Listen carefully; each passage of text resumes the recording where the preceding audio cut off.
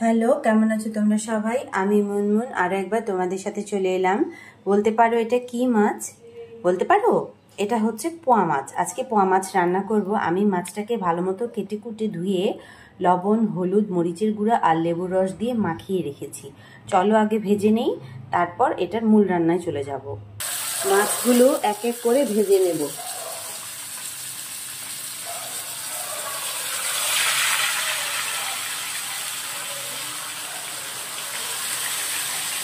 সবগুলো মাছ ভাজা হয়ে গেছে, এখন মূল রান্নায় চলে যাব।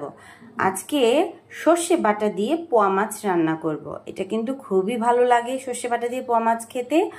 আর ঠান্ডা লেগেছে যাদের, যেমন আমার ঠান্ডা লেগেছে, এই ঠান্ডা অবস্থায় সর্ষে বাটা দিয়ে কোনো মাছ বা সবজি রান্না করে খেলে এমনি কিন্তু ঠান্ডার সর্ষের ঝাঁজে ঠান্ডা দূরে পালাবে। তেল গরম হয়ে গেছে, দিয়ে দিচ্ছি কালো জিরে ফোড়ন।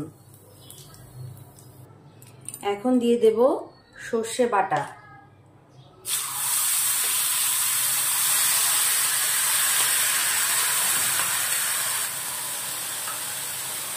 চামচের মতো সর্ষে বাটা দিয়েছি, সাথে দিয়ে দিলাম একটু জল। জল দিয়ে সর্ষে বাটাটা এখন কষিয়ে নেব। জল না দিলে সর্ষে বাটাটা কড়াইয়ের মধ্যে লেগে যেতে পারে, তাই জল দিয়ে সর্ষে বাটাটা কষাতে হবে। দেব হাফ চামচ হলুদ গুঁড়ো,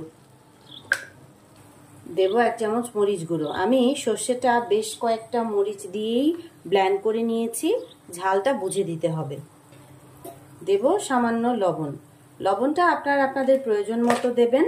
যখন কেউ বেশি লবণ খায়, কেউ কম লবণ খায়, সেটার উপর ডিপেন্ড করে লবণের ভাগটা।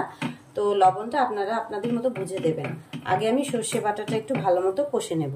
ঝোল ফুটে উঠেছে, আমি মাছগুলো দিয়ে দিয়েছি।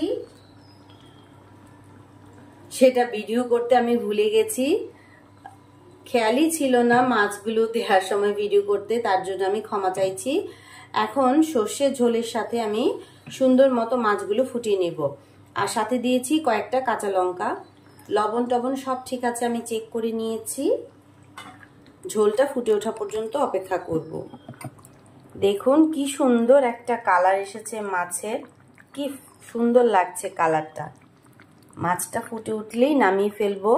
যেহেতু এটা একদম নরম মাছ, তো সেই ক্ষেত্রে মাছটাকে বেশি ফোটানো যাবে না। অল্প আঁচে একটু করে ফুটিয়ে, যাতে মাছের ভেতর ঝোল, লবণ, মরিচ সব ঢোকে, সেইভাবে ফুটিয়ে মাছটা নামিয়ে ফেলবো।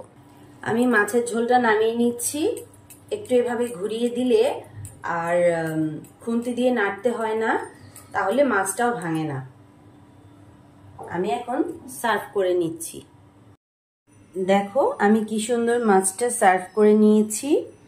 একদম তেলও ভেসে উঠেছে উপর দিয়ে, সর্ষেটাও খুব সুন্দর মাছের গায়ের সাথে মেখে আছে, কি ভালো লাগছে দেখতে। তো এইভাবে তোমরা রান্না করে খেয়ে দেখবে। আরও যদি অন্য কোনো প্রসেস থাকে পোয়া মাছ রান্না করা, সেটাও তোমরা আমার সাথে শেয়ার করবে। আর লাইক কমেন্ট করে আমার পাশে থাকবে। সবাইকে অনেক ধন্যবাদ।